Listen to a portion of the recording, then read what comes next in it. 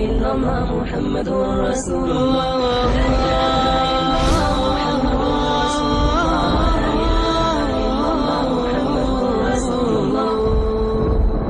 ہوش میں آؤ، ہم غلط جا رہے ہیں۔ اور میرے بھائیو، اگر مر کے اللہ کے پاس جانا ہے تو اس زندگی سے واپس آؤ، واپس آؤ، میں اللہ کا اس کے رسول کا واسطہ دیتا ہوں۔ اگر مر کے کہیں اور چلے جانا ہے، اگر مر کے اللہ کے پاس نہیں جانا یا اللہ کے رسول کا سامنا نہیں ہے، جو مرضی کرو، پھر ہم بھی چھوڑیں، اب ہمیں بھی کچھ سمجھاؤ۔ ہم کیوں بول بول کے گلے کی ایک ایک رگ میں درد اتار بیٹھے؟ گھر چھوڑ چھوڑ چھوڑ چھوڑ، سارا وجود ہڈیوں میں درد اتر گیا ہے، تو کچھ ہمیں بھی راستہ بتاؤ کہ یہ راستہ ہے، اس پہ موج میلہ بھی ہوگا، اللہ بھی نہیں ملے گا۔ آؤ ہم سب پھر ہم بھی مل کر تمہارا ساتھ دیں۔ ہم کیوں ایسے کھاری اٹھائے ہوئے در در کی ٹھوکریں کھاتے پھر رہے ہیں؟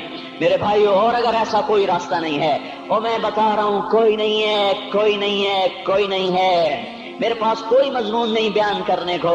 میں یہ نوجوانوں کو دیکھتا ہوں، میرے بند ٹوٹ جاتے ہیں، میں دیوانہ ہو جاتا ہوں کہ میں ان کے کیسے دلوں میں اتر کر ان کے دلوں کی لگاموں کو اللہ کی طرف پھیر دوں اور اس کے رسول کی طرف پھیر دوں۔ یہ جب گانے بجانے میں ڈوبتے ہیں، جب یہ رقص گاہوں کو چلتے ہیں، جب یہ تاجر غلط تولتے ہیں، اور جب یہ بینک سے قرضے لے کر لمبے لمبے نظام بناتے ہیں، پرائز بانڈ خرید کر دعائیں مانگتے ہیں، اللہ میرا بانڈ نکل آئے۔ او میرا بھائی، تجھے کیا ہو گیا؟ تو جوئے پر دعائیں کر رہا ہے کہ یا اللہ میرا بانڈ نکال دے۔ میں کیسے ہوش میں لاؤں؟ میں تو خود مدہوش ہو چکا ہوں۔ میں تو صدمے جیسے آدمی کو پاگل کر دیتے ہیں، دیوانہ کر دیتے ہیں۔ وہ دیوانگی کی کیفیت ہے کہ کوئی سنتا ہی نہیں، کوئی مانتا ہی نہیں۔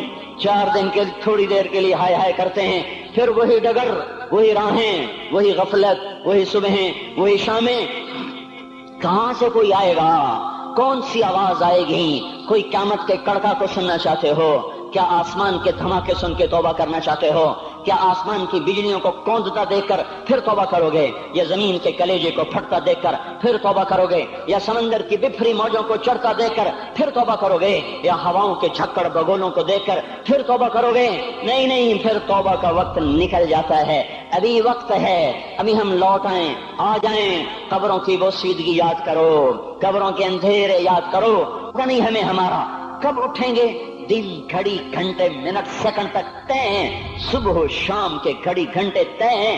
قبر کی مٹی طے ہے، زمین طے ہے، کفن کے کپڑے طے ہیں، قبر میں اتارنے والوں کے بھی نام لکھے جا چکے ہیں۔ جن کیڑوں نے میرے آپ کے جسم کو کھانا ہے وہ بھی متعین کیے جا چکے ہیں۔ کب یہ ہڈیاں پگھل جائیں گی، کب باہر آ جائیں گی، کب یہ کان گر جائیں گے، کب یہ مسکراتا چہرہ تاریخ ہو جائے گا اور اس کے اندر سے خوفناک کھوپڑی باہر نکلے گی، کب دانت بھر جائیں گے اور کب جبڑے ٹوٹ جائیں گے، کب یہ ریڑھ کی ہڈی جس کے سہارے یہ کھڑا ہے اس کو کیڑے نوچ نوچ نوچ نوچ کے چورا چورا کر دیں گے۔ یہ پاؤں جو زمین پہ ایڑی مار کے چلتا ہے، تکبر میں اتراتا ہے، اور پتہ نہیں بھائیو، ہے یہ زمین پہ پڑا ہوا پاؤں پتہ نہیں ہے کہ اللہ کے ہاں کس قدر غضب کے فیصلے کرواتا ہے۔